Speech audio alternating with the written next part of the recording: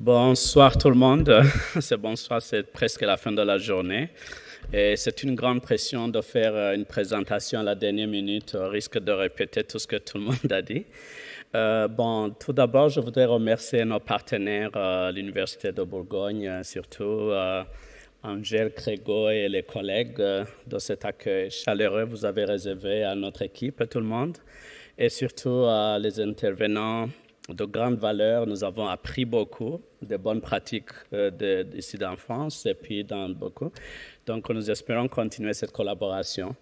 Alors, je suis consultant des programmes des Nations Unies pour l'habitat, ONU Habitat, qui se trouve au Kenya.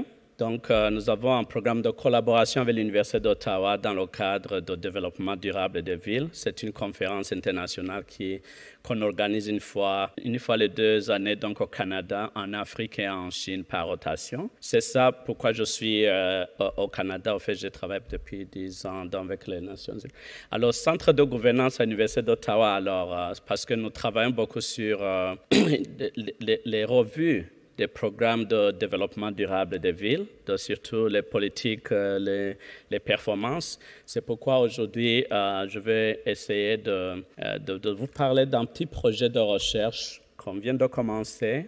Ça fait quelques temps.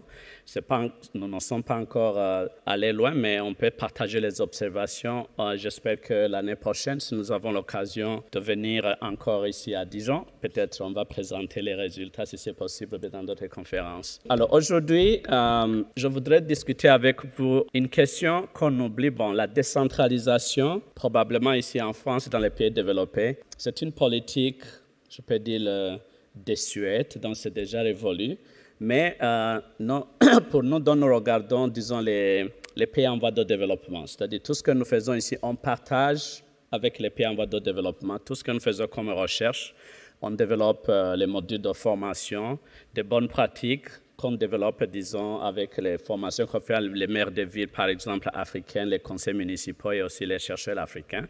La décentralisation, c'est un problème parce que vous avez des villes qui commencent maintenant avec la gentrification, des villes invivables. Et on a aussi ce qu'on appelle l'exode. On parlait de l'autre fois de l'exode rural. Et aujourd'hui, on parle de l'exode urbain dans des villes auxquelles peut-être je vais discuter les cas d'études tout à l'heure. Alors, pourquoi la gouvernance locale axée sur la croissance économique verte? Là, nous avons, je pense tout à l'heure, il y avait les représentants des municipaux. Leur souci, d'abord, c'est le développement économique de leur ville, tout en mettant ensemble les protections de l'environnement, mais aussi la protection sociale, donc c'est ça la population. Et aussi, nous allons intégrer le développement durable avec les objectifs de développement durable dont certains d'entre vous avez passé. Alors, notre analyse sera une comparative d'une ville de Shanghai, à laquelle j'ai vécu plus de 20 ans, on continue de faire des recherches sur la Chine. Une ville de Kigali aussi, auquel j'ai suivi les 20 dernières années les transformations. Et la ville d'Ottawa, où je suis depuis 10 ans au Canada, donc pour prendre comme ce sont des villes auxquelles je suis un peu familier. Alors, ma présentation, je vais parler un peu d'un petit contexte de ce que je suis en train de parler. Je vais vous parler d'un cadre théorique, certaines revues, publications que nous avons pu consulter pour essayer, disons, d'aller. Quelle est exactement la problématique ou la question centrale auquel nous allons peut-être parler pour le problème? Et nous allons parler d'une petite méthodologie à laquelle nous appuyons pour faire cette recherche. Et dans le futur, les études de cas, comme je dis, c'est une exploration, je vais en parler, et aussi les résultats préliminaires. Donc, comme je dis toujours dans un petit contexte, nous vivons des villes aujourd'hui qui sont souvent exclusives, ne sont pas inclusives, alors que le développement durable nous demande d'essayer que les villes soient vivables, donc comme les objectifs de développement nous demandent. Nous avons les défis démographiques, c'est pourquoi je parle, il y a l'exode urbain. C'est pourquoi les chercheurs, surtout de doctorat, c'est un thème intéressant pour regarder comment les mutations commencent à aller. Les environnementaux, parce que c'est un problème aussi, les problèmes socio-économiques, sanitaires. Et aussi, nous avons beaucoup de revendications sociales, parce que aujourd'hui, s'il y a en France, vous en avez au Canada, nous en avons un peu partout dans le monde, beaucoup d'efforts de politique, de moyens financiers pour faire des efforts. Mais il paraît que la population n'est pas contente de ce que nous faisons. Alors, comment leur faire ça? C'est un défi. Ce n'est pas ici chez vous, ce n'est pas au Canada, c'est un peu partout dans le monde. Alors, depuis 2015, donc, on parlait des ODD, comme on parle. Donc, on est en train de mesurer la mise en œuvre de ces ODD, les pays, les performances. Mais ce qui nous intéresse beaucoup plus, c'est donc les ODD donc, qui commencent sur le DD7, l'énergie propre, disons l'énergie renouvelable. Donc c'est pour le 7, ça concerne les villes aussi, en coût abordable. Puis vous avez aussi les industries, l'innovation pour les ODD 11 dans les villes et communautés durables, les écoquartiers dont vous avez parlé. Et aussi les ODD 12, donc la consommation, le recyclage de ce que nous consommons. Mais beaucoup plus, on parle beaucoup, je n'ai pas écrit ici, c'est les ODD 17, c'est le partenariat, c'est pourquoi nous sommes ici pour échanger, pour trouver les synergies, c'est ça qu'on encourage beaucoup. Alors, 60% de la population mondiale aujourd'hui, nous savons que la croissance de la population continue 4 milliards, donc c'est beaucoup. Alors, je ne sais pas si d'ici 2050, alors nous tendons vers un nombre vraiment qui compte beaucoup de citadins. Comment on va gérer? Et on prévoit que 7 personnes sur 10 dans le monde, donc d'ici 2020, peut-être 50 sera peut-être dans les villes. Comment on va gérer? C'est pourquoi nous avons le défi d'urbanisation durable et aussi de... Alors, bâtir les villes fonctionnelles, ça c'est aussi... pourquoi nous sommes ici, pour revoir les défauts que nous avons fait améliorer, innover, essayer peut-être vers la croissance verte, créer des villes inclusives pour que tout le monde soit intégré. Alors, je ne reviens pas sur les objectifs de développement durable. Tout à l'heure, vous en avez parlé et on avait parlé beaucoup. Alors, mais ce qui est important ici, c'est pour regarder si est-ce que nous créons des villes, des communautés qui fonctionnent, qui protègent la population. Alors, c'est le cas de problèmes sociaux aussi que nous avons parlé, nous avons une revendication. Les économies marchent pour le moment, mais encore, nous avons un défi de changement climatique qui fait un frein des économies que nous développons. Alors, c'est un effort que nous faisons sur la durabilité. Alors, le problème de l'environnement, je n'y reviens pas. Peut-être on pourra continuer dans les échanges qui vont suivre. Dans le cadre théorique, il y a quelques lecture. Bon, c'est pas ça seulement, il y en a beaucoup. Bon, vous pouvez regarder dans la pratique de la croissance verte sur les stratégies des organisations publiques. Donc, le secteur, à l'origine de ce concept, donc on parle le discours dans les organisations internationales, surtout l'OCDE, disons de 21, ça date plus de 10 ans qu'on parle de ça, mais ça a été effectivement un effectif, disons 2014, la Banque mondiale aussi. Mais nous sommes vraiment à cette chaîne pour regarder, donc ceux qui sont intéressés, regardez bien la Banque mondiale. Pourquoi la Banque mondiale? Pourquoi l'OCDE? Parce qu'ils produisent des données d'appui, des publications bien vérifiées. Nous utilisons beaucoup ces données, surtout quand vous parlez des problèmes de développement. Et aussi, les ODD, je n'y reviens pas tout à l'heure, on en a parlé, donc c'est pourquoi nous sommes ici. Donc d'ici 2030, on voudrait regarder si on a atteint les ODD. Chaque pays a fait ses efforts, bien sûr. Et aussi, nous avons aussi les concepts de croissance verte économique.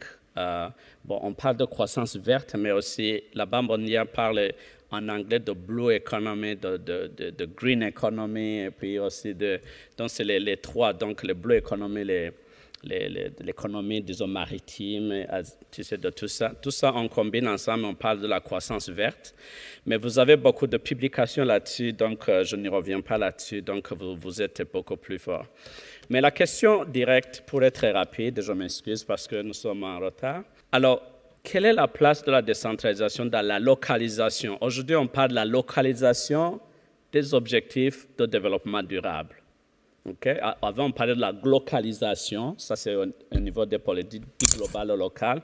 Maintenant, c'est la localisation des objectifs, parce que le local aujourd'hui, c'est la réception, c'est la population qui... Comment on localise les stratégies de la croissance verte dans le contexte de développement durable et comment les impacts de mise en œuvre de la localisation se manifestent dans les différentes parties du monde.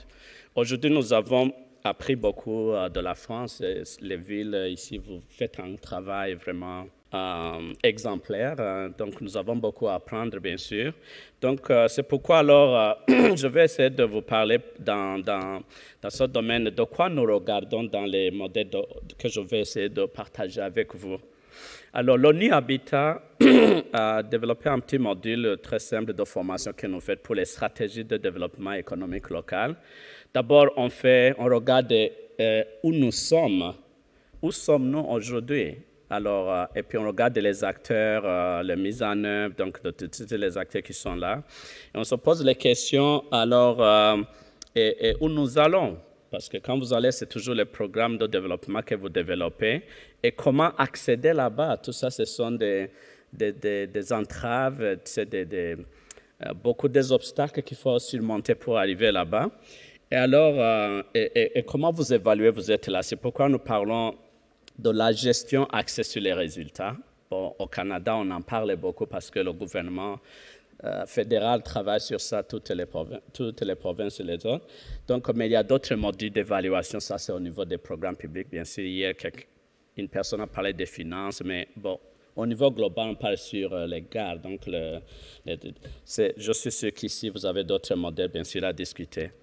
Alors, comme méthodologie de notre analyse préliminaire, ça fait probablement une année et demie, on a commencé à penser ça avec un professeur qui est venu ici la fois passée, Eric Champagne. Donc, il est aussi spécialiste surtout du Rwanda, du Canada. On ajoute beaucoup d'éléments avec nos partenaires. Nous allons probablement ajouter la ville de Dijon pour créer un autre modèle qu'on va publier peut-être dans quelques années.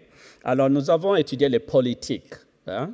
On regarde les politiques de développement et on a les visions de planification de chaque cas, nous allons voir. On a fait une entrevue informelle avec les experts, les spécialistes, donc nous rencontrons dans différents colloques. Et puis aussi, ce sont des places qu'on connaît bien parce que pour faire bien les recherches, il faut aller dans des places où vous avez été, vous avez observé, vous avez vu, vous pouvez avoir les ressources d'autres experts qui peuvent vous inspirer sur ces sujets. Et aussi, les revues littérature variées, il y en a beaucoup. Et les méthodologies qualitatives et quantitatives seront aussi utilisées peut-être pour la publication finale, mais pour le moment, nous sommes à la phase peut-être de devis. Alors, le premier cas, c'est la ville de Shanghai et Yangtze. Je ne sais pas combien d'entre vous ont visité Shanghai, une ville fascinante. J'ai vécu dans cette ville pendant plus de 20 ans. J'ai fait toutes mes études dans cette ville. J'ai vécu une transformation intégrale d'une ville industrielle, d'une ville aujourd'hui beaucoup plus propre, beaucoup plus développée. Et c'est pourquoi nous allons parler d'une ville, comment la mutation de cette ville à municipalité aujourd'hui, une superficie c'est grande.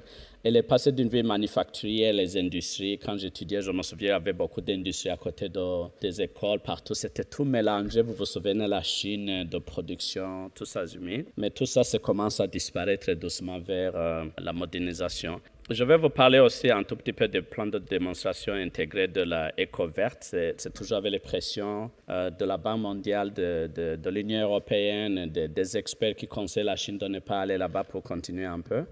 Et Shanghai est de la région de la croissance verte parce que là, vous avez les provinces de Jiangsu, Zhejiang, ensemble, vous avez peut-être plus de 300 millions de population. C'est une zone qui est en train de se dédupliquer dans beaucoup de places. Sur la carte ici, ceux qui connaissent un peu la Chine, là, je n'ai pas pris toute la carte de la Chine, c'est juste la Chine de l'Est. Alors, c'est là où je peux dire peut-être plus de 70% des industries se trouvent dans cette zone-là. Et Shanghai, donc, avec cette région, avec le Yangtze River. Donc, la rivière, le fleuve Yangtze, c'est vraiment le poumon donc, de transport, de tout ça, très pollué, parce qu'il y a beaucoup de, peut-être il y a plus de 300 villes tout aux environs, depuis Qinghai, vous descendez vers Chengdu, vous allez dans les provinces de Wuhan, d'abord de Wuhan, et puis vous montez sur Jiangsu jusqu'à Shanghai. Ça se jette dans l'océan. Cette partie, c'est extrêmement pollué. Donc, si vous demandez les gens de Shanghai, est-ce que vous avez des plages? Non.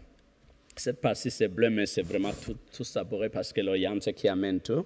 Alors, l'écosystème de la région est tellement menacé. C'est pourquoi, alors, je pense que le pays est en train de mettre plus de peut-être 15% probablement de leurs produits bruts pour réinvestir encore dans l'innovation. Donc, c'est ça qu'on va. Ici, il y a beaucoup d'efforts, bien sûr, après beaucoup d'années dont nous avons vu beaucoup de résultats, mais nous collaborons avec un professeur de l'université de Fudan, une des grandes universités à Shanghai, qui est en train de collaborer dans cette étude, qui va nous donner les études beaucoup plus complètes dans le futur. Alors, le Rwanda, c'est notre cas. Bon, peut-être, je ne sais pas si vous connaissez le Rwanda, un pays qui a connu beaucoup de malheurs dans le passé, mais vraiment 20 ans, il y a des transformations rigides, peut-être pour aller dans le bain. Mais le pays s'inspire de la modernisation des autres pays. Ils ne veulent pas faire les fautes que les autres pays africains ont développées. Ils s'inspirent de petits pays développés comme Singapour, comme Hong Kong, comme Suisse. Ils veulent être vraiment l'économie de service. Là, ils se distinguent dans beaucoup d'éléments. C'est pourquoi la Banque mondiale, l'Union européenne, beaucoup d'investisseurs sont là-bas juste pour capitaliser le développement durable de ce pays. C'est pourquoi alors la vision 550, c'est pour restructurer et aller vraiment très rapidement. Donc, j'y reviendrai avec les questions parce qu'on est très... Donc, le Rwanda, c'est un cas intéressant. Vous avez beaucoup de publications. Ils ont une bonne coopération avec la France. La ville de Paris vient signer un mémorandum de collaboration avec Kigali pour que Kigali s'inspire des espaces, des événements que vous organisez pour que ça se passe au Rwanda aussi. Donc, tout ça, c'est... Alors, voici, donc, ça, c'est la carte. Je vais être un peu rapide. Donc, vous pouvez faire des recherches, peut-être on y reviendra. Le Kigali, c'est une ville moderne qui inspire les autres villes en Afrique aujourd'hui. Alors, la ville d'Ottawa, où je viens, c'est peut-être la quatrième ville au niveau de la population au Canada, après Toronto, Vancouver, Calgary, peut-être avec Montréal. Donc, c'est une ville au niveau de superficie très grande, mais une petite population, aux environs d'1 million de population. Mais la population donc, vit à peu près dans presque 20% de la superficie. 80% de la superficie, ce sont des espaces ruraux, agricoles, avec 4 rivières qui se rencontrent, donc une biodiversité intéressante. Donc le maire de ville est en train de s'inspirer des autres villes européennes petites comme Dijon. Comment vous faites peut-être pour développer des écosystèmes avec l'environnement, développer l'économie rurale, mais aussi essayer mais le défi de cette ville, c'est que la population s'augmente rapidement. Il y a les migrants internes du Canada, des grandes villes qui commencent à venir. Vous avez les immigrants internationaux qui veulent passer. C'est une ville bilingue. Si vous voulez que vos enfants étudient en anglais et en français, c'est Ottawa. Vous pouvez donc se servir dans les deux langues, c'est très important. Peut-être j'y reviendrai avec les questions. Mais la stratégie de développement économique, c'est ça qu'on parle, les politiques de mise en œuvre qu'on parle là-bas. Donc, c'est l'honneur de notre... Voilà, c'est ici la carte. De l'autre côté, c'est Québec de la rivière. Donc, ce sont les espaces verts là on est en train de développer. Ils sont en train de développer pour que les populations grandissent. On croit que peut-être d'ici 2050, on va passer d'1 million probablement à 3 millions de populations. Donc, ils ont encore le temps pour c'est pourquoi donc les impacts, nous en discuterons peut-être dans le futur. Je ne parle pas beaucoup des résultats. Vous en avez beaucoup parlé. On a besoin de gouvernements très forts qui ont une politique de la croissance verte, collaboration avec les acteurs locaux et les autres pour promouvoir les investissements, mais aussi collaboration internationale pour essayer de... Bon, je vous remercie de votre attention. Merci.